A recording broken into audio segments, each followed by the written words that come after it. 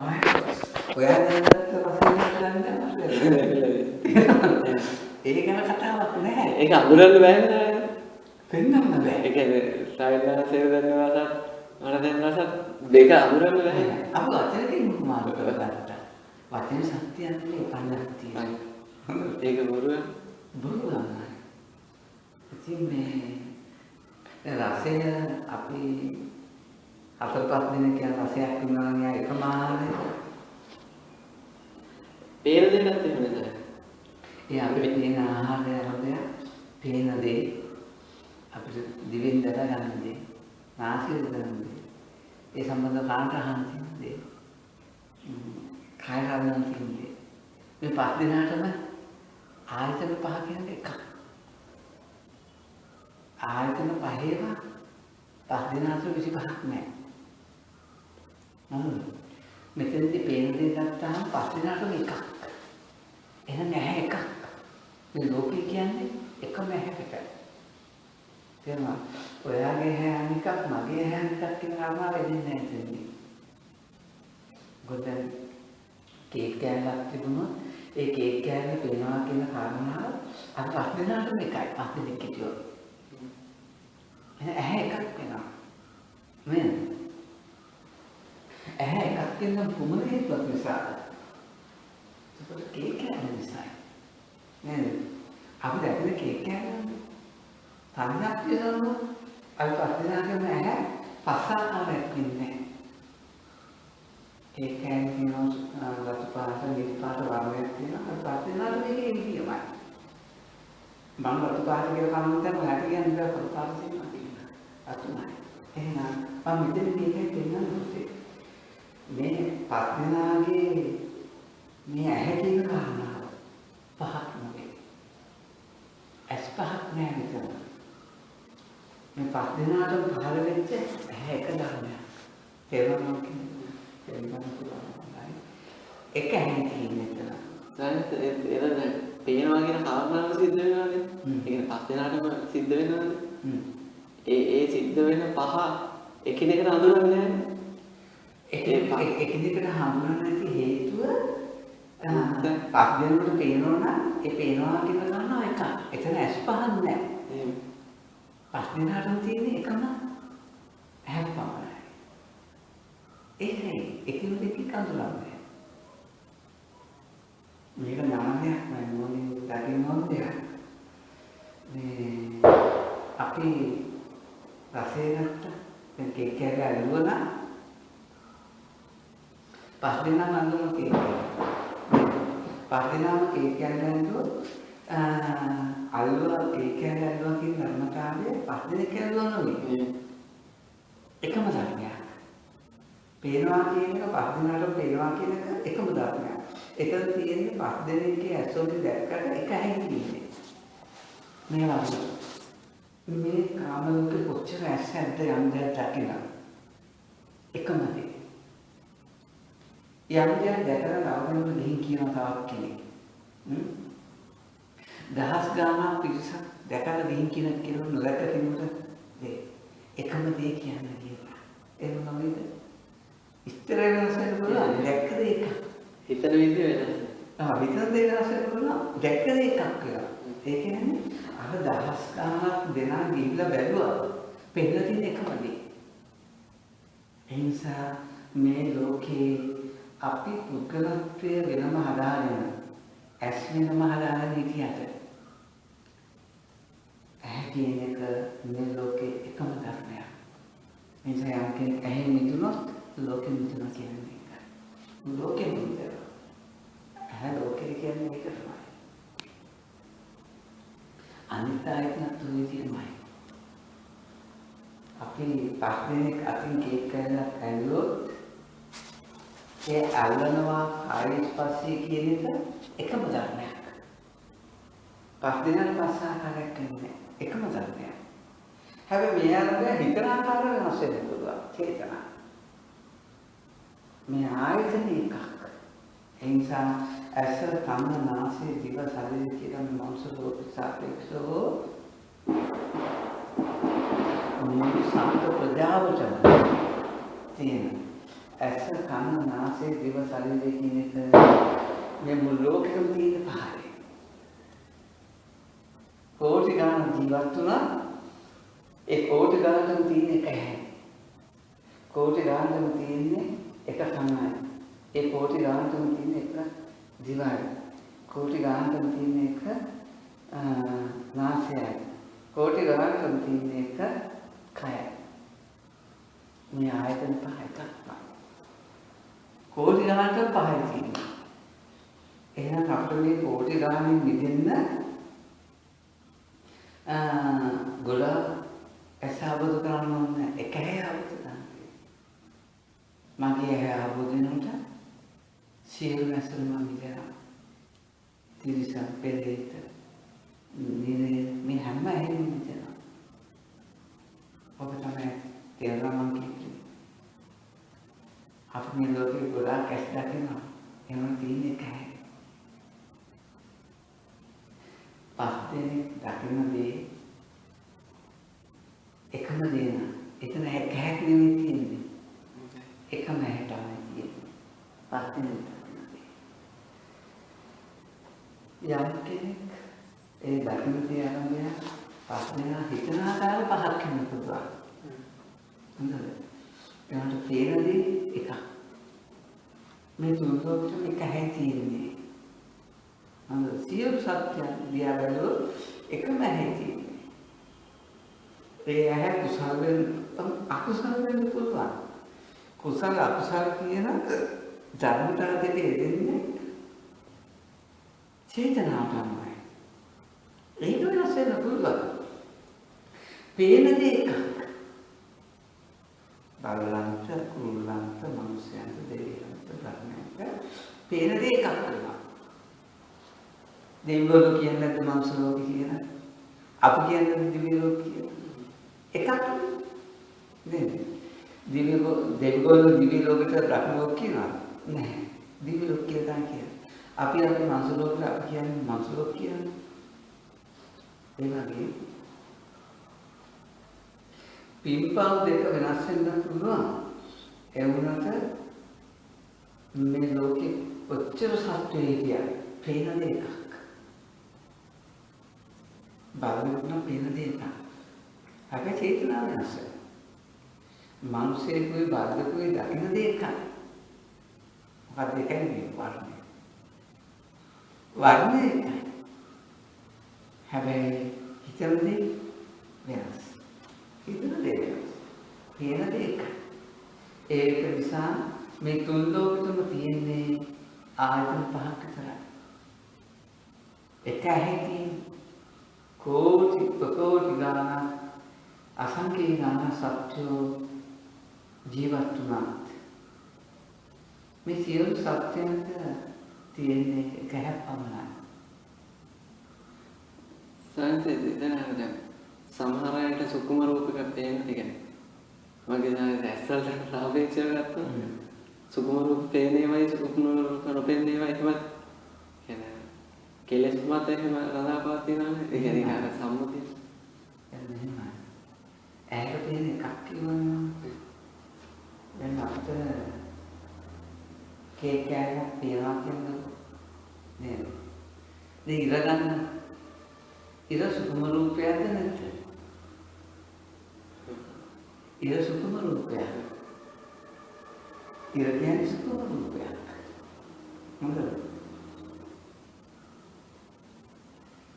ඒ ඉර සුකුමයි කියන්නේ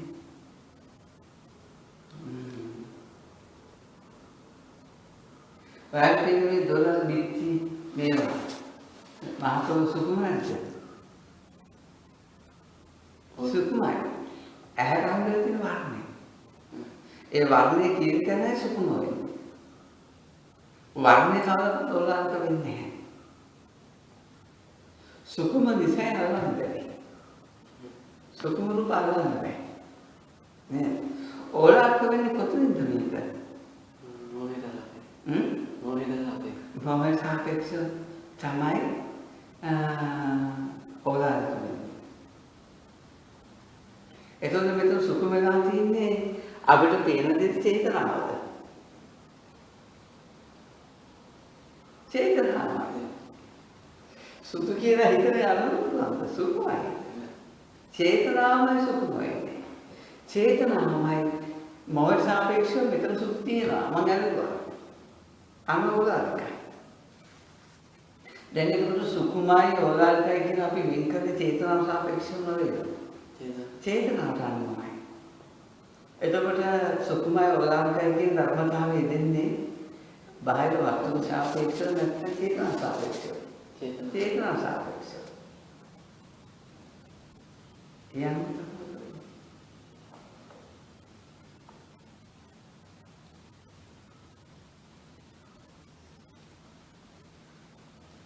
දිව්‍ය ලෝකයේ දිව්‍ය ලෝක සුකුමයි අපි ඕදායකයි නේ.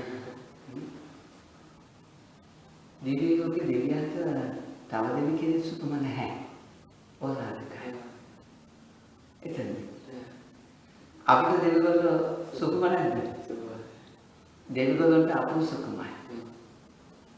දෙවිවරුන්ට බ්‍රහ්ම සුකුම නැද්ද? බ්‍රහ්මයට දෙවිවරු සුකුමයි. ඒ ලෝකෙට බලන සුකුමයි. සුකුමන්නේ ඒක සිතින් චේතන නිසා. චේතන සාපේක්ෂයි. ඒක සිද්ධ වෙන්නේ. දෙවිවරු අපේ ඇහැට දකින්න පුළුවන්ද? බෑ. ඇයි? චේතනාව නිසා. මට ඔයාව පේනවද? ඔයාව මට සුකුම භාවකුත් තියෙනවා.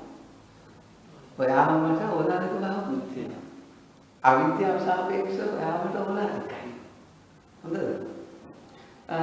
විද්‍යාව සාපේක්ෂව ඔයාව සුකුමයි මට. එහෙම ධර්මයක් තියෙනවා. මේ පේනවා කියන කාරණාව ගන්නත් වර්ණයට අයිති නැහැ නේද?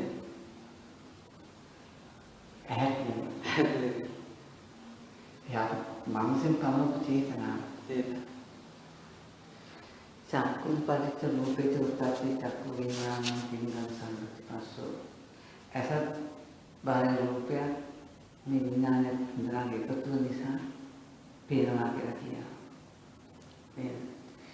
මේ අසත් බාහිර රූපය හිතන බව කියන මේ කාරණා මේ හේතුඵල ක්‍රියාවලිය අනික මානසික මනෝද්වාර චිත්තෙන් මේ හේතුඵල ක්‍රියාවලිය පනවනවා පේනවා කියලා. නිමිත්ත දෙනවා පේනවා කියලා අනුනිමිත්ත දෙනවා ඇස කියලා. දැන් එතකොට මේ තිංගං සංගති පස්සෝ කියන මේ ක්‍රියාවලියට ඇස කියලා කිව්වේ සත්‍ය පුද්ගලයෙක් නැත්නම් මානසික පුත්‍රයෙක්ද? මනසයි නේද තියෙන්නේ.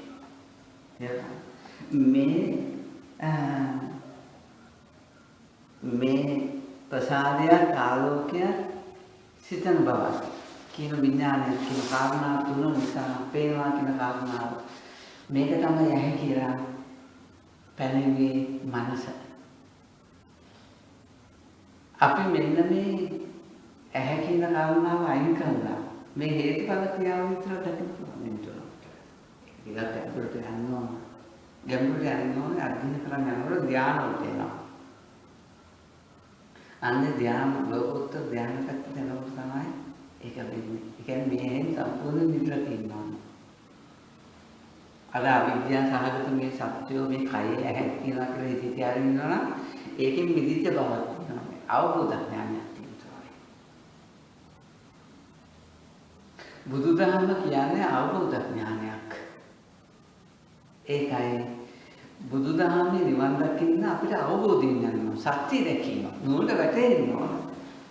මේ ඇහැ නෙමෙයි මේක. මේක හේතුඵල ක්‍රියාවලිය. මේ හේතුඵල ක්‍රියාවලියට සිතින් නෙමෙයිද ඇහැ කියලා පැනෙන්නේ. ඔයා අඳුරේදී මේ මගේ ඇහැ කියලා අල්ලනවා. අතින් අල්ලනවා. ඔයා ආලෝකයේ තියෙනුටත් මගේ ඇහැ කියලා අල්ලනවා. නේද? එතකොට අඳුරේ ඇල්ලුවත් කාය ස්පර්ශය හම්බුණා. ඇහැෙන් ඇල්ලුවේ නැහැ. ආලෝකයේ තිබුණත් කාය ස්පර්ශය හම්බුණා. විසක ඇහැෙන් නෙමෙයි ඇල්ලුවේ. නේද? එතකොට මේ දෙකේම මනසෙන් හිතුවා ඇහැ ඇල්ලුවා කියලා. ඔයා කන්නාඩි ඉස්සරහට ගිහලා මේ මගේ ඇහැ කියලා අල්ලනවා. ඔයා අඳුර ඉඳගෙන මේ මගේ ඇහැ කියලා අල්ලනවා. නේද? ඇල්ලුවට හම්බෙලා තියෙන කාය ස්පර්ශය. ඇහැ කියන එක ඔයා පැනෙන්නේ නැත්නම් මනසේ නෙවෙයි ඒක හිතුවේ. මනසේ හිතුවේ. දැන් මනසේ හිතපු දෙයට ඔයාට අල්ලන්නට හම්බුනේ. අඳුරේ හම්බුනේ මොකද්ද? ඇහැද ඔයා ඇල්ලුවේ කාය ස්පර්ශයට හම්බුනේ. කාය ස්පර්ශය. ඒ කාය ස්පර්ශය අරඹයයි ඔයාට ඔයාගේ මනසින් දුන්න උත්තර මේ ඇහැ කියලා. ඔයාට මනසේ ඇහැ කියන චේතනාව අල්ලන්න පුළුවන්ද? බැහැ. ඔයා මේ ඇහැට අත තියනකොට මන්දුරේ ඔයාට හවුවලා තියෙන්නේ තදගතිය. කාය ස්පර්ශය. එහෙම නේද? ඔයාට ආලෝකයේ තියෙනකොට කන්නාඩියේ ඉස්සරහට ගිහිල්ලා ඔයා මේ ඇහැ ඇල්ලුවොත් ඈ එතින්දිත් ඔයාලා හම්බෙලා තියෙන්නේ අර කරුලේ හම්බෙච්ච එකමයි. කාය ස්පර්ශය. දැන් කාය ස්පර්ශය කියන ධර්මතාවයට ආලෝකයේ අඳුර කියන දෙයක් තියෙනවද? ඔක හම්බෙන්නේ නැහැ. මෙන්න මේ ඇහැ අල්ලන්න අඳුරක් හෝ ආලෝකයක් හොඳ ඇහැ අල්ලන්න අවශ්‍ය නැහැ. ඇහැ අල්ලන්න බෑ. ඇහැ කියන්නේ චේතනාව. කාය ස්පර්ශයට අනුවයි ඒ චේතනාව පහළ වෙන්නේ. ඒ නිසා ඔයාලා කාදකට ඇහැ කියන එක නම් අල්ලන්න බෑ. ඇහැ කියන එක දකින්න බෑ. මොකද ඇහැ කියන එක මනසින් පනවපු චේතනාව. පඤ්ඤාප්තිය. ඇහැ කියන ධර්ම මේ තිංගල් සංගති කියන කාරණා තුන ඇහැ නෙවෙයි.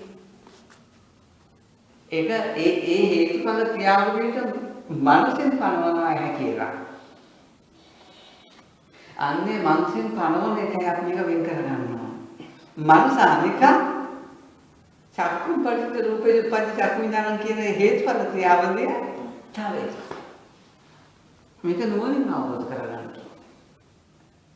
ඒක නිසා අර ප්‍රසාදයක් ආලෝකයක් විඥානයේ තුන්දෙනාගේ එකතුව නිසා ස්පර්ශයක් හට ගන්නවා කියන කාරණාවක් තියෙනවා. නේද? මේ කාරණාවට ඇහැ කියලා පැනෙන්නේ මනස. තේරෙනවද? අපි ලුණු ටිකක් අරගෙන දිවේ තියාගත්තාම අපිට හම්බුනේ සෝඩියම් ක්ලෝරයිඩ් කියන ධර්මතාව දෙකයි. මනස පනවනවා පෙළුණු. දැන් උතන මනස පනවපු දෙයන අපි දිවේ තියන් ඉන්නේ වෙනත් දෙයක්ද? වෙනත් දෙයක්. සෝඩියම් ක්ලෝරයිඩ් කියන්නේ ලුණු නෙවෙයි. නේද? ඒ වගේ මනස පනවන එක වෙනයි මේ ඉදී තියෙන හේතුඵල ක්‍රියාවලිය වෙනයි. වෙනදා. ධර්මතාව දෙකක්. මේ නිසා මේ දැන් ප්‍රසාදය, සද්දය, විඥානය කියලා කාරණා තුන නිසා තුනේ හේතුඵල ක්‍රියාවලිය අනිකක් ඒ ස්පර්ශය අනිකක්. මෙන්න මෙතන ඒකට පනවපු මේ කන කියන ධර්මතාවය චේතනාව අනිකක්. තේරුණාද? ඒ නිසා දැන් මේ තිංගල් සංගති පස්සෝ කියන සත්‍ය ප්‍රසාදය විඥානය කියන කාරණා තුන කන නෙවෙයි. ඔයාගේ කයේ ඇහැක් නෑ පුතේ. ඇහැ කියන්නේ වගේ චේතනාවක් විතරයි. ඔයාගේ කයේ කනක් නෑ. කන කියලා ඒ තිංගල් සංගති පස්සෝ කියන කාරණා තුනට ඔයාගේ මනසුනුයි කන කියන කනෙන්නේ. තිංගල් සංගති කියන කාරණා තුනටයි ඔයාගේ මනසුනුයි ඒ හේතුඵල ක්‍රියාවලියට ඔයාගේ මනසයි පැනෙන්නේ ඇහැ කියලා. තිංගල් සංගති පස්සෝ කියන ඒ කාරණා තුනටයි මනසෙන් පැනෙන්නේ දිව කියලා. තිංගල් සංගති පස්සෝ කියන කාරණාවට මනසයි පැනෙන්නේ නාසය කියලා. තිංගල් සංගති පස්සෝ කියන ඒ හේතුඵල ක්‍රියාවලියට කය කියලා පැනෙන්නේ මනසයි. එහෙනම් මනසෙන් පනවපු චේතනාව අනික මෙහි හේතුඵල ක්‍රියාවලිය තව එකක්. දැන් ප්‍රසාදය, ආලෝකය, විඥානය කියන කාරණා තුන නිසා ඔයාට පේනවා කියන කාරණා සිදු වෙලා. හරිද? ඒ පේනවා කියන කාරණාව මේ හැට පේන්නේ නැහැ. ඔයා ඒක දකින්න ඕන.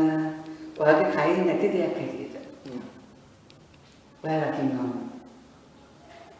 ඔයාගේ කයින් නැති දෙයක් හැටියට නැති දෙයක් මේ කයේ සිදුවෙන හේතුඵල ක්‍රියාවලිය නෙමෙයි ඒක. මේ කයට අයිති නැතුව බාහිරට අයිති නැතුව සිදුවෙන හේතුඵල ක්‍රියාවලිය. අපි තේරුම් ගන්න කිව්ව කයට අයිති නැතුව සිදුවෙන හේතුඵල ක්‍රියාවලිය. හොඳද? ඒ හේතුඵල ක්‍රියාවලියට ඔයා කියනවා ඇහැ කියලා. ආගේ මනසක් තියෙන තැනක් නැහැ. මනස කියනවා ඇහැ කියලා. එතකොට ඇහැ ඔයා මේ වර්තමානයේ දකින්න ඕනේ ඇහැ කියන එක සිදුවිල්ල හේතුඵල ක්‍රියාවලිය මෙතෙන්ටයි කියනවා. කායදේ ගන්නවා. බාහිරට අයිතිත් නැහැ. මේ කයේ තියෙන ඇහැ කියන එකට අයිතිත් නැහැ. ඒ හේතුඵල ක්‍රියාවලිය. හේතුඵල ක්‍රියාවලිය අනික ඇහැ කියලා ඒ හේතුඵල ක්‍රියාවට පනවන ඇහැ කියන පඤ්ඤාක්තිය තව එකක්. මෙන්න මේ ධර්මතා දෙකයි මාසු කර ගන්න ඕන. මේ දෙක වෙනුනා නම් ඒකාන්තව ගොඩ ආයතන පහම ඔයාගේ කයේ නැහැ. කය තියෙන එකක් නෙවෙයි. කයෙන් බැහැරුණු දෙයක් නෙවෙයි. ඔයාට පුළුවන් නම් ආයතන පහම ඔයාගේ කයින් නැති ධර්මයක් විදිහට දකින්න නුවණ. මේ පඤ්ඤාක්ති නාම ඇස කන නාසය දිව ශරීර කියන පඤ්ඤාක්ති නාමය අනිකක් කියලා දකින්න පුළුවන්. ඔතන මේ රහත් ඵලෙ තියෙනවා. තවලක් දෙයක් නෑ. බාහිර මේ බාහිර වෙන්නේ නැති මගේ කයට ආයිත් නැති හේතුඵල ක්‍රියාවලිය වෙන සිදු වෙන ආයතන. අපි මේ ආයතන කියලා කියන්නේ මේකට නම මෙහෙම කියන්නකෝ මේක කියන්න බෑ. ඔයා ප්‍රඥාවෙන් නුවණින් දකිනකොට ඔය නම් එකක් නැහැ. බලන්න පේන්න ගන්නකොට. ඇයි හේතුඵල ක්‍රියාවලිය ඔයාට හම්බෙන්න ඕනේ. ඇහැ කියන උපන්නක් නාමයක්. සිතින් තනවපු නාමයක් ඒක. හොඳද? මේ ඉන්ද්‍රිය සංකල්ප පස්සෝ කියන හේතුඵල ක්‍රියාවලිය අනික. බුදුහාමුදුරුවෝ කැඹුරු කියන්නේ ඒකයි. හොඳද? මෙන්න මෙයා හරියට දැක්කොත් මෙයා ඇහැ නොවන බව නුවණින් දැක්කොත් මෙයා ඇහැ කියලා මෙතන නිකම්ම නිරෝධ වෙනවා චේතනා. මේ ඉන්ද්‍රිය සංගති පස්සෝ කියන කාරණාව බාහිරෙත් නෙමෙයි මගේ අධ්‍යාත්මික තියෙන හේතුත් නෙවෙයි හේතුඵල ක්‍රියාවලිය කියලා දැක්කොත් ඒක සත්‍ය පුද්ගලිකේ හැක් හට ගන්න ධර්මයක් නොවන බව දැක්කොත් ඒක ඉන්ද්‍රිය සංගති පස්සෝ කියන එක හොඳද? දැක්කොත් ඔයාගේ චේතනාවෙන් ඇහැ කියන කාරණාව අතට කරවන්නේ නැහැ. අන්න එහෙම විතුණා කියනවා. ඔයා එහෙම විතුණා. මොකද දැන් මේ හේතුඵල ක්‍රියාවලට ඇහැ කියලා කියන්නේ නැහැ ඔයා. මේ හේතුඵල ක්‍රියාව තිංග සංගති පසු කියන හේතුඵල ක්‍රියාවලියට ඔයා කම කියන්නේ නැහැ. ඇයි? ඔයා ඒක දකින්නවා. කය තියෙන එක නෙවෙයි. ඔයා ඇහැ කන නාසය දිව ශරීරය කියන මෙතන කාලයක් කිව්වේ මේ කයේ ඇහැ තියෙනවා. මෙතන කන තියෙනවා. මේ කනේ මේ කයේ මෙතන නහයක් තියෙනවා. මේ කයේ මෙතන දිවක් තියෙනවා. මේ කය කයක් කියලා පන්නේ ඔයා මේ කයේ තියෙන දේවල් හැටියට ඇස ගන්නාද කියලා පනවල පුද්ගල දෘෂ්ටියක් හදන්නේ ඔයා. ඒකෝ අන්තකේ ඉන්නේ. මෙතන මේක මම කියලා අල්ලගෙන. තේරුණාද? මෙන්න මේ තිංගම් සංගති කියන මේ ආයතන පහේ කෘත්‍ය පහ. ඒ සිදුවෙන ක්‍රියා පහ. කෘත්‍ය නෙමෙයි. ඒ ක්‍රියා පහ තමයි අපි මෙච්චර කාලයක් ඇහැ කන නාසය කියලා පනවලා තියෙන්නේ. බුදුහාමුදුරු ඥානෙ බුද්ධියෙන් දකින්නේ ඕක. මෙන්න මේකයි ලෝකේ කියන්නේ කියලා. අන්නේක දකින්න කෙනාට තේරෙනවා ලෝකයේ අසංකේය ප්‍රමාණයක් සත්‍යයේ තියෙනවා. මේ ක්‍රියාවලිය එකක් කියලා. තේරෙනවද? ඒක බාහිරක් නෙමෙයි අධ්‍යාත්මිකෙත් නෙමෙයි. ඒ තිංගල් සංගති පස්සෝ කියන ක්‍රියාවලිය එකක්. හොඳද? ක්‍රියාවලිය එකක්. ලෝකයේ අසංකීය ප්‍රමාණය විවිධ සත්‍යෝ හිටියා. මේ තිංගල් සංගති පස්සෝ කියන ක්‍රියාවලිය එකක්. ඉස්සෙල්ලා මම කිව්වේ ඒ ටිකමයි.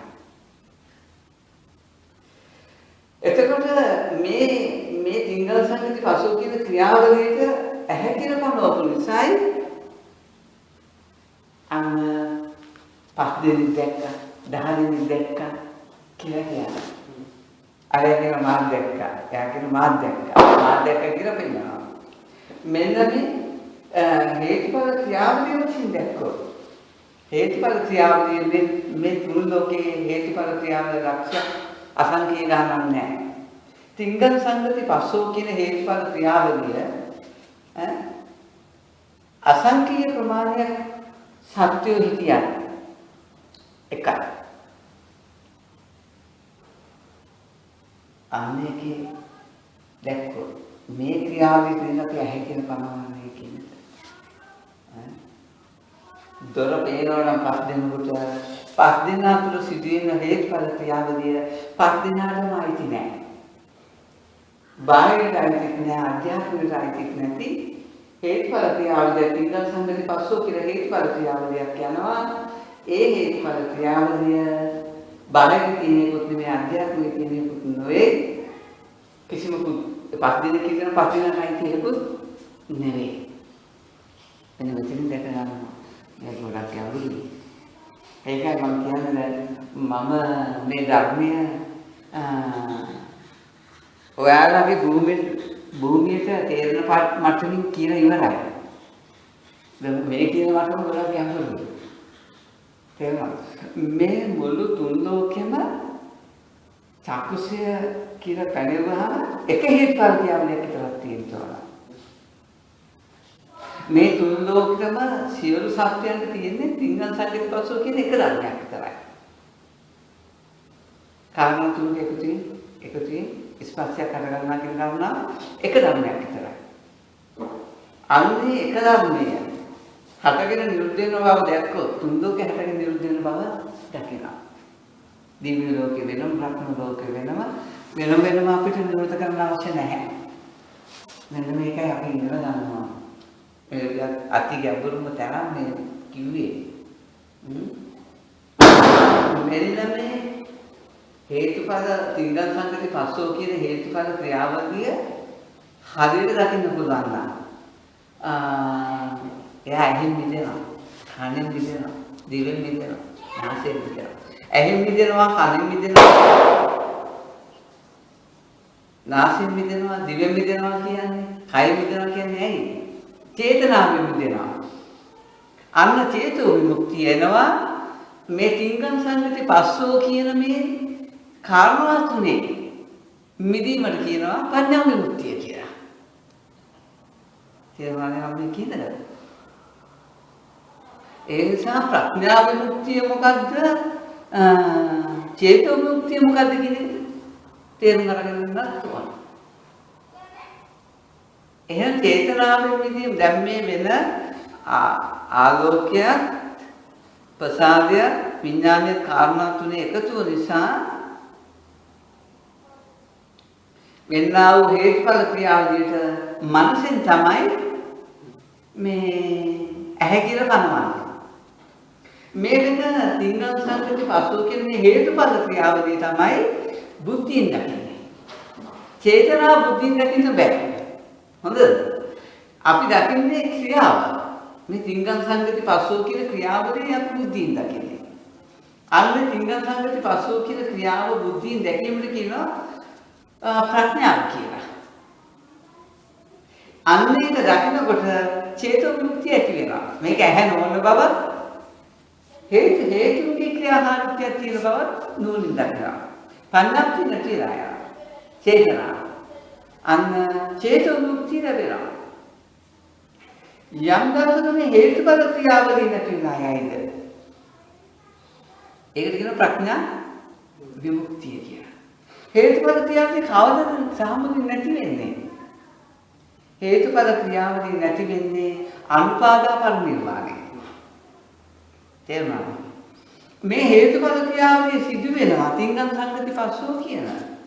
එහෙත් මේ චේතනාව හටගන්නේ. ඒ චේතනාව හටගන්නේ ටිකට කියනවා චේතෝ විමුක්තිය. චේතෝ විමුක්තිය ආපු කෙනාට කියනවා සෝපාදිස්ස නිර්වාණය කියලා. මොකද එයා චේතනාව නිරෝධ කළාට එයාට නිරෝධ කරන්න බැහැ මේ තිංගන් සංගති පස්සෝ කියන ධර්මතාව. නිරෝධ කරන්න බැහැ. ඒක නිරෝධ වෙන්නේ නිරෝධ සමාපatti සමවදිනට නිරෝධ වෙනවා එකක්. හොඳද? හේතුඵල ධර්ම නිරෝධ වෙනවා. ඔව්. හේතුඵල ධර්ම නිරෝධ වෙනවා නිරෝධ සමාපatti සමවදින දවසට. ආයතන පහේ හේතුඵල ක්‍රියාවලිය නිරෝධ සමාපatti සමවදිනොත් එතනක් තියෙනවා අනුපාද නිරෝධ සමාපatti තාව කියන අනුපාද පරිනිර්වාණයට ආවා. සෝපාදිස්ස නිර්වාණය ගැලවිලා රහතන් වහන්සේ ජීවත් වෙන්නේ සෝපාදිස්ස නිර්වාණය. රහතන් වහන්සේ හැමතිස්සෙම අනුපාද නිර්වාණයේ ඉන්නේ නැහැ. අනුපාද පරිනිර්වාණයේ රහතන් වහන්සේ ඉන්නේ එක්ක නිරෝධ සමාපත්තියට පත් වෙච්ච වෙලාවක එහෙමත් නැත්නම් පිරිනිවන් පාපු දවසට. පිරිනිවන් පාපු දවසට පිරිනිවන් කියන්නේ මේ හේතුඵල ක්‍රියාවලිය යන්තනක් නැහැ. ඒ ජීවිතේ ඉඳි නැතිවීමත් එක්ක ඒකත් එහෙම නැති වෙලා යනවා. එදා තමයි දුකේ ඉතුරුක් නැතුව අනුපාද පරිනිර්වාණයටපත් වුණා කියලා කියන්නේ. ඒ නිසා හොඳට මතක තියාගන්න ඉස්සරහා මම කිව්වා ඇහැ ගැන.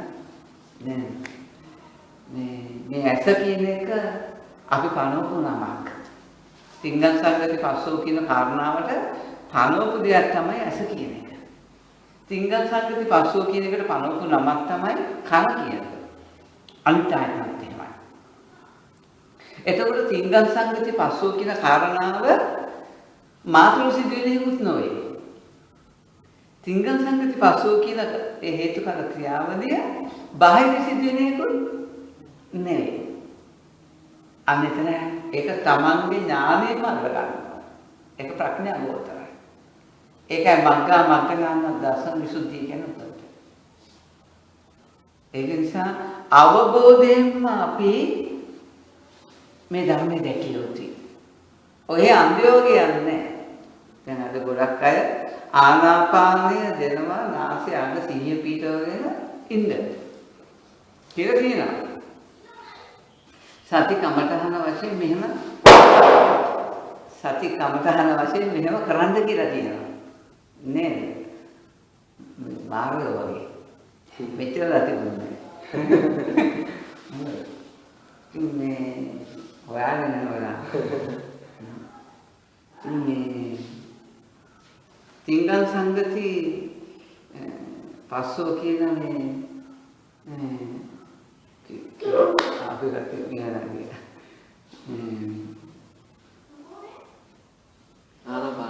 ආනාපාන සති එහෙම නාසයද සිහිය පිටවන්න කිව්වට සති කමටහන් නැති කරගන්න කිව්වට දැන් බුදුරජාණන් වහන්සේත් ඔය දැන් ධාතු විභංග සූත්‍රයේ කියනවා බුදුරජාණන් වහන්සේ පුකුසාරතුමා ළඟට ඇවිල්ලා උජුං කායං පංදාය සති පරිමුඛං පට්ඨපෙත්තා කියලා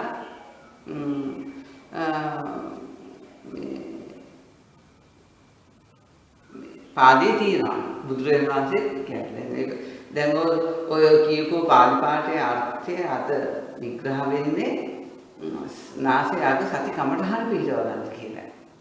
හොඳද? නාසය අග සති කමඨහන පිළිවගෙන සෝ ආස්වාසතෝ සෝ පස්සසතෝ නේද? සිහියෙන් ආස්වාස ගන්න සිහියෙන් පාස්වාස ගන්න ඒකට කුමාර තියෙනවා. දැන් මම අහනවා මෙන්න මෙහෙම දෙයක්. නාසය අග සති කමඨහන පිළිව ගන්න නම් බුදුරජාණන් වහන්සේ කුකුසාරතුමා ළඟට ඇවිල්ලා නාසය අග සතිය පිළිව ගත්තද කියලා මම අහන්නේ. නාසය අග සතියේ පිහිටව ගන්න නම් පිරවන්න ඕන නිවන් දකින්න. නේද? ඒකයි. එතකොට බුදුරජාණන් වහන්සේ සතිමුඛම් පරිපට්ඨපෙත්තා කියන ධර්මතාවය ගන්න මනාව සිහියෙන් යුතුව කුකුසාරත්තුමා ළඟ හිටියා කියනවා. ඒ පාළි පාඨයට අනුව. ඒතර බුදුරජාණන් වහන්සේට අවශ්‍ය සතිකමට අහනවා. බුදුරජාණන් වහන්සේට අවශ්‍ය නැහැ සතිකමට අහනවා. එහෙනම් ඒ බුදුහාමුදුරු කුකුසාරත්තුමා තුල කය සුද්ධ කරගෙන පළක් බැඳගෙන කය සුද්ධ කරගෙන සිහිය අභිමුඛ කරගෙන සතිය උපදවාගෙන හිටියා කියන්නේ. එහෙනම් ආනාපානෙට පෙන්නන ඒ බුදුහාමුදුරු පෙන්නපු පරිමුඛං සති උපට්ඨපෙත්තා කියන ඒ ධර්මතාවය බුදුහාමුදුරුත් ගැලපෙනවාද? ගැලපෙන්නේ නැහැ. එහෙනම් ධාතුබංග සූත්‍ර බුදුහාමුදුරුත් එහෙම හිටියා. තථාගතයන් වහන්සේ පළක් බැඳගෙන උජුං කායම් පයින්දාය සතින් උපට්ඨපෙත්තා මනාව සිහිය ලැබගෙන කුකුසාරත්තුමා ළඟ වාසය කරලා කියලා කියනවා ඉහෙලාවක්. එහෙම කියනවා. ඉතින් තථාගතයන් වහන්සේට නිවන් දකින්නද සතිය අවශ්‍යයි. බුදු කෙනෙකුට සතිය අවශ්‍ය නැහැ එහෙම එකක්. අන්න ඒකයි මම ආනාපානේ කොච්චර කවුරු එහෙම විස්තර කළා. තව සූත්‍රවල තියෙන බුදුහාමුදුරු එහෙම සතිය හිතියා කියලා. ඔය කාල් වචන ටික පාවිච්චි කරන බුදුහාමුදුරන්ට. බුදු කෙනෙකුට ওই වචන ටික අවශ්‍ය නැහැ. ඒක අවශ්‍ය එහෙමනම් සතිය පිළිර ගන්න අවශ්‍ය කෙනෙකුට. මෙතන තියෙන්නේ සතිය පිළිර ගැනීම නෙමෙයි. මම දකින පැත්ත මගේ අත්දැකීම ප්‍රායෝගික අත්දැකීමත් එක්ක මෙතන තියෙන්නේ එයාට අවශ්‍ය දේශනා බුදුහාමුදුරේ එතන තලේ සතිය පරිමුඛ පාඨකත්තා කියන්නේ එයාට දේශනා කළ යුතු කර්මස්ථානික මත කියලා බලපෑයි. තේරුණාද? දැන් මේ ඉස්සරහින් ඉන්න කුකුසාරත්තුමාට දේශනා කළ යුතු කර්මස්ථානික කුමක්ද? මෙයාට දේශනා කළ යුතු ධර්මය මොකද්ද කියන එකයි මෙනෙහි කරන්නේ. නේද? බැලුවේ එයාට ඒකට බුදුහාමුදුරු පාරක් බැඳගෙන කය සුදු කරගෙන කර්මස්ථාන අභිමුඛ වුණා කියන්නේ ඒක නැතුව බුදුහාමුදුරු නායක අගසිය පිටවගත්තේ නැහැ. ඒක එහෙම වෙන්න බෑ. අනිත් ආනාපානය කියන්නේ නිකන් බලන් ඉන්න එකක් නෙවෙයි. තේරුණාද? නිකන් බලන් ඉන්නේ ආනාපානය කියන එක. හොඳද? දැන් කීයට උඩට යනවා පල්ලෙහාට යනවා. නේද? ඉරනකොට. නේද? කීයට උඩහට පල්ලෙහාට යන එක දිහා බලන්නේ නැහනේ. ඉර දිහා බලන්නේ. නේද? එහෙනම් උඩහට පල්ලෙහාට යනකොට යමක් වෙන්න ඕනේ අපේ ළඟ. ඒ වෙන එක තමයි කොටේ ඉරෙන්න ඕන. නේද? ඒ දේ වෙන්න ඕන. කොටේ ඉරෙන්න නැත්තම් කීයට උඩහට පල්ලෙහාට ගියන වැඩක් නැහැ. එහෙම නෙවෙයි. ඒ වගේ අපි මේ හුස්ම පාර දිහා සතිය පිහිටවනවා කියන්නේ පිහිටවනවා කියන්නේ කොටේ ඉරෙන්න ඕන. අපිට යමක් අවබෝධ වෙන්න ඕන. මේක අවබෝධ ඥානයක්. එහෙම නැත්නම් නිකන් හුස්ම පාර දිහා බලන් ඉන්න පැත්තක් නෙමෙයි බුදුහාමුදුරන් දේශනා කරන්නේ. ඉතින් මේක උදාක් අපි මේ එනිසා බුදුහාමුදුරු කියනවා මහා ඉතිරන් වහන්සේ කියන පන්තුව පිළිගන්න එපා කියලා. බුදුහාමුදුරු දේශනා කරනවා විනය ධර්ම විසරද කියන බන්තුව විශ්වාස ගන්න එපා. ධර්ම කියන මේ බන්තුව එකපාරට විශ්වාස කරන්න එපා. විනය ධර්ම කියන ප්‍රසිද්ධ කියන බන්තුව පිළිගන්න එපා කියනවා. ගාන්නේ විනයට ධර්මයේ සූත්‍රයට ගලපලා පිළිගන්න කියලා. දැන් මහා තන්න සංකේත සූත්‍රයේ සාපි වික්ෂුවක් කියලා දෘෂ්ටියක් නිසා බුදුහාමුදුරුවෝ අන්තිමට අහනවා මහන්නේ අවිද්‍යා ප්‍රත්‍යෙන්ද මහණෙනි සංඛාර හටගන්නේ. එහෙමයි ස්වාමීනි. මහන්නේ සංඛාරපත්‍යෙන්ද විඥානේ පහළ වෙන්නේ. එහෙමයි ස්වාමීනි. මහන්නේ විඥානපත්‍යෙන්ද නාම රූප හටගන්නේ. එහෙමයි. ඔය විදිහට පටිසම්පාදයෙන් පෙන්නනවා. ඒ වගේ තියෙනවා මහන්නේ ආපහු කියන මහන්නේ ජරා ව්‍යාධි මරණ පහළ වෙන කුමක් ප්‍රත්‍ය කරන්නේ කියලා. නේද? ජාති ප්‍රත්‍ය කරන්නේ කියලා. ජාති හටගන්නේ කුමක් ප්‍රත්‍ය කරන්නේ කියලා. භව ප්‍රත්‍ය කරන්නේ කියලා. භවය හටගන්නේ කුමක් ප්‍රත්‍යයෙන්? උපාදාන ප්‍රත්‍ය කරගෙන කියනවා. උපාදානය හටගන්නේ කුමක් ප්‍රත්‍ය කරගෙනද? තෘෂ්ණා ප්‍රත්‍ය කරගෙන. ඔය විදිහට පටිසම්පාදයේ යටින් ගමුටත් යනවා. ගිහිල්ලා ඔය විදිහට බුදුහාමුදුරුවෝ දේශනා කරනවා. හොඳද? දේශනා කරනවා මහන්නේ ඔබලා ওই ධර්මයේ දේශනා කරන්නේ ওই ධර්මයේ පටිසම්පාද ධර්මයේ දේශනා කරන්නේ තථාගතයන් වහන්සේට ගෞරවය ඇති නිසාද කියලා අහනවා. මේ ධර්මයේ දේශනා කරන්නේ නෑ ස්වාමීනි. ඔබ වහන්සේට ගෞරවය ඇති නිසා නොවේ කියනවා අපි මේ ධර්මයේ දේශනා කරන්නේ. හොඳද? එහෙනම් තථාගතයන් වහන්සේ කිව්ව නිසාද මේ ධර්මයේ ඔබලා ඔය විදිහට දේශනා කරන්නේ? නෑ ස්වාමීනි. අපි ඔබ වහන්සේ අපිට දේශනා කරපු නිසා අපි දේශනා කරන්නේ නැහැ. ඒ ගෞරවයක් ඇති කරන දේශනා කරන්නේ නැහැ කියනවා. එහෙනම් කියනවා අහනවා ඔබලා මේ ධර්ම දේශනා කරන්නේ අවිද්‍යාවපත්‍යෙන් සංඛාර වෙන නිසාද කියලා ධර්ම දේශනා කරන්නේ. ස්වාමීනි අවිද්‍යාවපත්‍යෙන් සංඛාර හටගන්න බව අපිට දැනෙන නිසා, අපි දැනගත්ත නිසා, අපි දකින නිසා තමයි කියන අපි දේශනා කරන්නේ. එහෙම නැතුව ඔබ වහන්සේට ගෞරවය ඇති නිසා මේ ධර්මය අපි දේශනා කරන්නේ නැහැ කියනවා. අපි මේ ධර්මය දේශනා කරන්නේ අපි දැනගෙනම අපි දැකලාමයි කියනවා.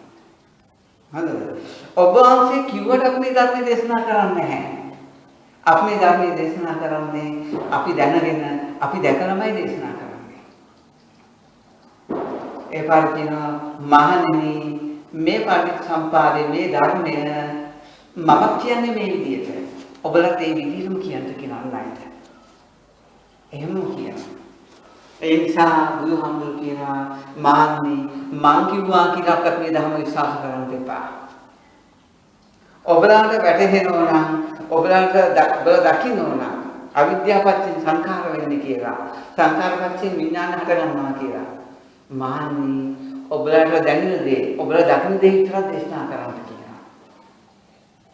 තථාගතයන් වහන්සේට ගෞරවය ඇති කරගෙන තථාගතයන් වහන්සේ කිව්වා කියලා මේ ධර්ම දේශනා කරන්න එපා කියනවා. ඒ නිසා මා කිව්වත් විශ්වාස කරන්න එපා මහණෙනි කියලා කියනවා. ඔබට ප්‍රත්‍යක්ෂ නැත්නම්. මේ බුදුදහම ධර්මනන්න උත්තරේ. ඒ නිසා මම මේ ධර්ම දේශනා කරන්නේ බුදුහාමුදුරු දේශනා කරන නිසා නෙවෙයි. බුදුහාමුදුරන්ට ගෞරවයක් ඇති කරගන්න නෙමෙයි මම මේ ධර්ම දේශනා කරන්නේ. ওই දෙකේම මම නැහැ. මම දේශනා කරන්නේ මම දකින දේ. මම දකින දේ ආරම්භයයි මේ මම මේ බණ කියන්නේ. ඉතින් ලෝකයාට නොහෙටින්ද පුරා නොහෙටනා කියලා මට කරන්න දෙයක් නැහැ. මට මම දන්න දේ මම දකින දේ තමයි මාතුලක් නෙවෙයි බාහිරක් නෙවෙයි. මාතුලක් නොවන බාහිරට අයිති නැති. මාතුලට අයිති නැති. පටිසම්පාද ක්‍රියාවනේ පටිසම්පාදය. මාතුල සිදුවෙන්නේ නැහැ පටිසම්පාද ක්‍රියාවලිය. බාහිර සිදුවෙන්නේ නැහැ පටිසම්පාද ක්‍රියාවලිය. මේ අන්ත දෙකටම අයිති නැතුවයි පටිසම්පාදයේ ක්‍රියාත්මක වෙන්නේ. යම් කෙනෙක් මාතුල ඇති වෙන පටිසම්පාද ක්‍රියාවලිය කියලා තේරුම් අරගෙන පටිසම්පාදයේ දේශනා කරනවා නම් ඒ බුදුහාමුදුරු දේශනා කරපු පටිසම්පාදේ නෙවෙයි. ඒක නැත්තම් බාහිර සිදුවෙන ක්‍රියාදාමයක් ඇතුළත පටිසම්පාදයේ දේශනා කරනවා නම් එතන බුදුහාමුදුරු දේශනා කරපු පටිසම්පාදේ නෙවෙයි. යම් කෙනෙක් පෙන්වා දෙනවා නම් බාහිරක් නෙවෙයි. මේ මගේ අධ්‍යාත්මිකෙත් නෙවෙයි පටිසම්පාද ක්‍රියාවලිය සිදු වෙන්නේ. මේ දෙකටම අයිති නැතුව මේ පටිසම්පාදයේ ක්‍රියාවලිය සිදු වෙන බව පෙන්වනවා. අන්න එතන බුදුහාමුදුරු පෙන්වපු තැනයි. ඉන්සා මධ්‍යම ප්‍රතිපදාවට අනුවයි අපි පටිසම්පාදයේ ගවේෂණය කළ යුත්තේ. එහෙම නැත්නම් මේ රූපේ සාපේක්ෂව මමත්වය හැදෙනවා. නේද? එතකොට බාහිරින් දේවල් මගේ කියලා හැදෙනවා. එහෙනම් බාහිරින් කියන අන්තයට වැටෙනවා මගේ වෙනවා. මේ රූපේ සාපේක්ෂව මම කියන දෘෂ්ටිය කියනවා. මේ දෙකෙන්ම මම මගේ කියන දෘෂ්ටිය ඇති වෙනවා. නේද? ඒ නිසා මේ දෘෂ්ටි වලට වැටෙන්නේ නැති වෙන්න මේ දෘෂ්ටි කැඩෙන විදිහටයි පටිච්චසමුපාදයේ කියන එක දැක ගන්න ඕන. පටිච්චසමුපාදයේ නිරෝධය දැක ගන්න ඕන. ඒකයි වෙන්න ඕන. ඒ නිසා යම් කවුරු හරි මේ ලෝකේ වචන පාවිච්චි කරාට කමන්නේ. යා අන්තිමට හොඳට ලියලා පෙන්නන්න ඕන. මේ පටිච්චසමුපාදයේ බාහිරට අයිති නෑ, අධ්‍යාත්මිකට අයිති නැහැ කියලා පෙන්නන ඕන. පටිච්චසමුපාදයේ කියන එක බාහිරින් සත්‍යයට අයිති නෑ. මේ පරමාර්ථයෙන් මේ අධ්‍යාත්මික සත්‍යයට අයිති නැති බව පටිච්චසමුපාද ක්‍රියාවලිය පෙන්වා දෙනවා. අන්න ඒක විශ්වාස කරගන්න. එහෙමයි නම් තියෙන ප්‍රතිපදාව. නැතුව මගේ ළඟ සිදුවෙන ක්‍රියාදාමය පටිච්චසමුපාද ක්‍රියාවලියයි. අනුන් ළඟ සිදුවෙන ක්‍රියාදාමය පටිච්චසමුපාද ක්‍රියාවලිය පෙන්වුවොත් ඒක බුද්ධ දේශනාවට අයිති එකක් නෙවෙයි. ඒ බුද්ධ දේශනාවට අයිති නැහැ කියන්නේ. එහෙම දහම් දේශනා කරන්න පුළුවන්. දේශනා කරාම කවදාකවත් අසන අයට සහ දේශනා කරන එක්කෙනාට දේශනාවෙන් මාර්ගඵල එන්නේ නැහැ. හොඳද? දහම් ඇසීමෙන් මාර්ගඵල එන්නේ නැහැ. ඒතකොට ඒ විදිහට දහම් සාකච්ඡා කිරීමෙන් මාර්ගඵල එන්නේ නැහැ. දහම් දෙසීම, දහම් ඇසීම, දහම් සාකච්ඡාවේ මාර්ගඵලය ලැබෙන කෙනෙකුට ඒ කතා කරන තිස්සට මාර්ගඵල එන්නේ පටිච්චසමුපාද ක්‍රියාවලිය බාහිර තියෙන එකකුත් නොවේ. මේ පටිච්චසමුපාද ක්‍රියාවලිය අධ්‍යාත්මික තියෙන එකකුත් නොවේ. මේ අන්ත දෙකට වැටෙන්නේ නැතුව මධ්‍යමයි කියන තැන පටිච්චසමුපාද ක්‍රියාවලිය පෙන්වන්න පුළුවන් නම් අන්න එතනයි දහම් දේශනා, දහම් සාකච්ඡා, දහම් ඇසීම කියන කාරණාවේ මාර්ගඵල පහළ වෙන්නේ. ඒ නිසා මේ ඇහැ කියන කාරණාව මෙතන තියෙනවත් නෙවෙයි, බාහිර තියෙනවත් නෙවෙයි. මේ ආයතන පහ හොඳට නෝනින් බලන්න හේතුඵල ක්‍රියාවලියක් තියෙනවා. ඒ හේතුඵල ක්‍රියාවලිය මෙතෙන්ට අයිති නැහැ. හේතුඵල ක්‍රියාවලිය බාහිරට අයිති නැහැ. දැන් සම්මුති ලෝකයේ අය මලකඳේ ඇහැ තියෙනවා කියලා රැවටිලා. කන තියෙනවා කියලා රැවටිලා. නාසය, දිව, කය තියෙනවා කියලා රැවටිලා. නේද? මේ ආයතන පහක් තියෙනවා කියලා මලකඳේ රැවටිලා. බාහිර රැවටිලා නිසා බදාගෙන අඬනවා. හොඳද? අඟන්නේ ඇසකරනාසේ දිවසල්ලේ තියනවා කියන දෘෂ්ටිය නිසා. එතකොට ඒ මලකඳේ ඇසකරනාසේ දිවසල්ලේ තියනවා කියලා හිතන්නේ තමන්ගේ සිතින් නෙවෙයිද? තමන්ගේ සිතින්මයි. ඇත්තටම මලකඳේ ඇහක් තියනවද කනක් තියනවද? නැහැ. නේද? දැන් අර වස්තුවට සාපේක්ෂවයි අර බලන් ඉන්න කෙනා අතන ඇහැ තියනවා, මලකඳේ කන තියනවා, නාසය තියනවා කියලා කියන්නේ. එහෙම පැනෙවුවට බුදුහාමුදුරුවෝ දේශනාව තිංගන් සංගති පස්සෝ මේ කාරණා තුනක් එකතු වීමනුයි මේ ඇහැ කියන එක පහළ වෙන්නේ. අපි එතනින් ගමුකෝ නේද? ඇහැ කියන එක පහළ වෙන්නේ කාරණා තුනක එකතු වීම. දැන් මලකඳේ හේතුඵල ක්‍රියාවලිය තියෙනවද? නැහැ. මලකඳේ හේතුඵල ක්‍රියාවලිය නැත්නම් ඇහැ තියෙනවද? මලකඳේ හේතුඵල ක්‍රියාවලිය නැත්නම් කන තියෙනවද? නැහැ. එහෙනම් හේතුඵල ක්‍රියාවලිය තිබුණත් නැතුණොත් කෙනෙක්ගේ සිතින් ඇහැ කන නාසය කියලා පනවන්නේ නැද්ද? පනවනවා. එහෙනම් අපිට මෙන්න මේ චේතනාවෙන් මිදීම නොවේද විමුක්තිය කියන්නේ. ඒකයි චේතෝ විමුක්තිය කියන්නේ. හොඳද? අන්න ඒක නිසා දැන් මලකඳේ අපේ වගේම මලකඳේ ඇස කන නාසය දිව ශරීරය කියන වස්තු පහ නැද්ද? තියෙනවා නේද? දැන් අපේ කය ගත්තත් ඇහැ කන නාසය දිව ශරීරය කියන වස්තු පහ නැද්ද? තියෙනවා නේද? දැන් එතකොට මලකඳේ හේතුඵල ක්‍රියාවලිය සිදු වෙනවද ඒ වස්තු පහේ? නැහැ. සිදු වෙන්නේ නැහැ. නේද? ඒ වගේ අපි දැන් මේ වර්තමානයේ අපේ මේ ඇහැ කන නාසය දිව ශරීරය කියන වස්තු පහක් පනවගෙන හිටියට මේ පහේ හේතුඵල ක්‍රියාවලිය සිදු වෙනවද? නැහැ. මේ පහේ නෙමෙයි හේතුඵල ක්‍රියාවලිය සිදු වෙන්නේ. මේ පහට අයිති නෑ හේතුඵල ක්‍රියාවලිය.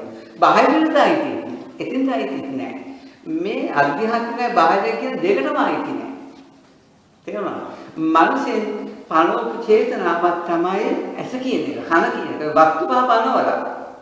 වස්තු පහ මේවට සාපේක්ෂව ඇස කන නාසය කියන පණිවුවා. කනුවට හේතුඵල ක්‍රියාවලිය අයිතිද මේ ඇහැ කන නාසය මේ වස්තු පහට අයිති නෑ.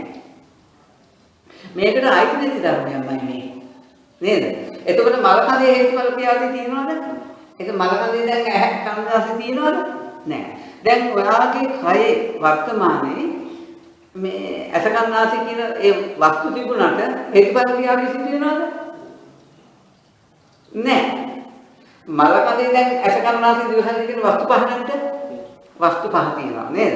දැන් ඔයාගේ කන්නාඩිය ඉස්සරහට ගියාම ඔයාගේ කය ඇස කන නාසය දිව ශරීරය කියන වස්තු පහ නැද්ද? නැද්ද?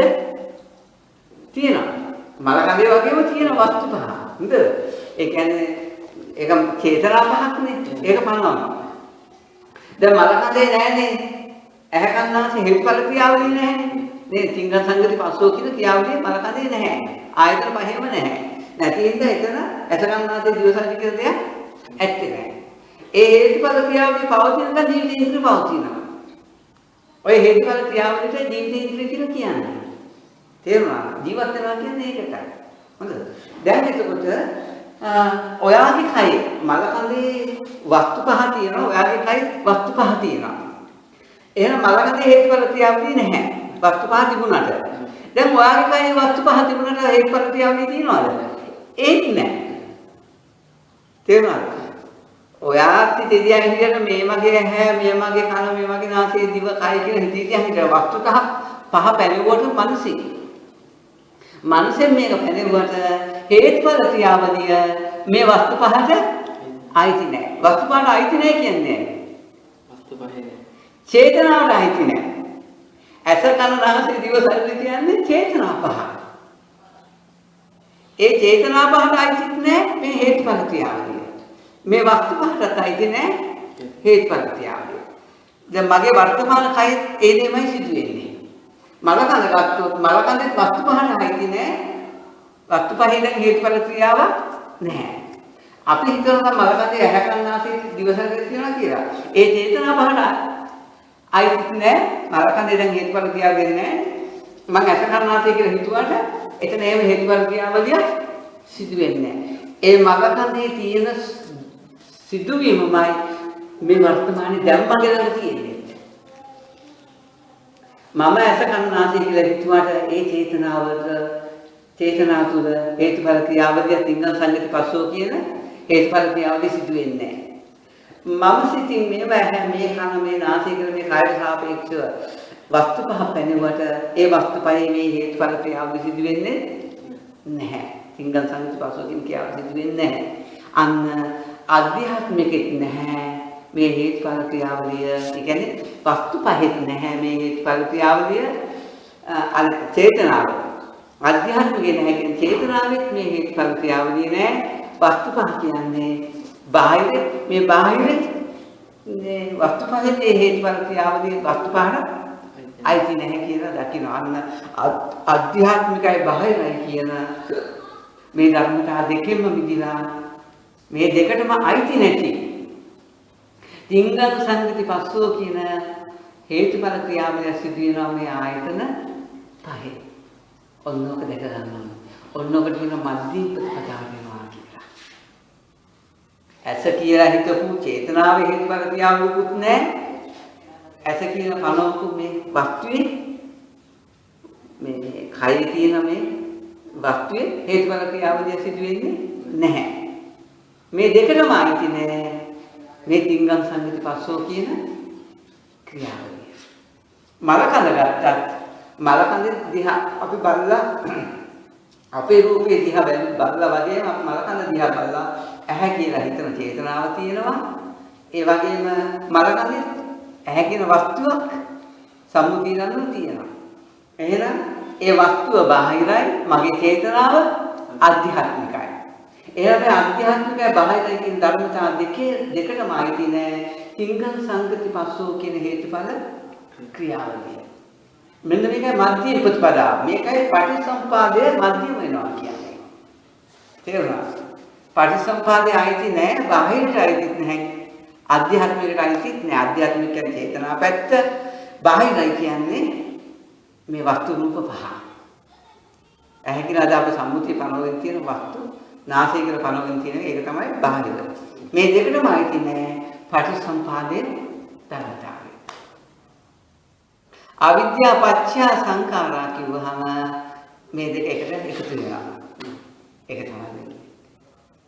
මෙන්න මේ ධර්මයයි මධ්‍යම ප්‍රතිපදාව වශයෙන් අපි දැක ගන්නවා. එතකොට ඔය ජීවත් තුනත් ඇහැ කියන එක ඔයගේ ඇඟේ තියෙන එකක් නෙවෙයි. බාහිර තියෙන එකක් නෙවෙයි. හේතුඵල ක්‍රියාවලිය පමණයි කියන එක ඔය දකිනවා. මේ වස්තුවට අයිතිත් නෑ ඇහැ කියන චේතනාවට අයිතිත් නැති බව ඔය දකිනවා. ඒ දැකීමයි පුතේ අනාගාම කියන්නේ.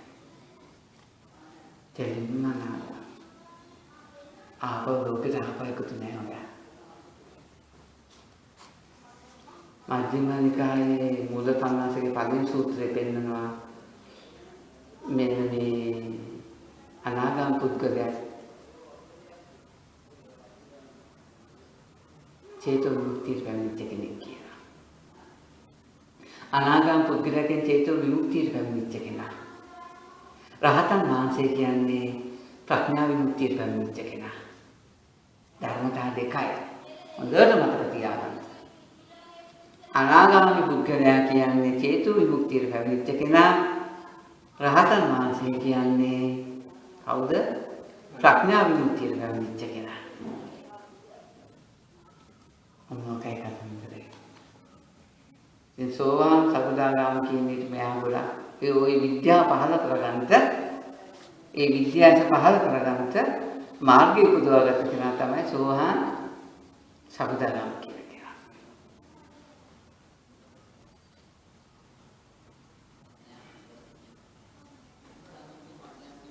මෙන්න මේ ධර්මයේ මේ විදිහට ඔයා දන්නවා නම් ප්‍රකට කරනවා නම් ප්‍රගුණ කරනවා නම් විතර නුවණින් බලනවා නම් කොච්චර වටිනවද මේක බලන්න ඉතින් පුතේ ගිරි ගුහා තියෙනවා ගල්ගෙන් තියෙනවා වනපත්ත තියෙනවා රුක්මුල් තියෙනවා පුතේ ඕවට යන්න කියලා බුදුහාමුදුරුවෝ දේශනා කරා එහෙම නැත්නම් ඔයාලට තේරෙන්න පුළුවන් විතරක් නිස්කලංකයි කියලා. මේ නාමයෙන් පුදින්න නැහැ පුතේ එහෙම. අමාරුයි. තනියම නැත්නම්. මේ සත්‍යවන්ත වාහනයන් හත්වව තියෙනවා. අපි හිතන්නේ තැනකින් මේ උපත්වේශ වෙනවා ඥානෙට. ඥානෙ වැඩෙන්නේ. ඒක හැදෙන්නේ.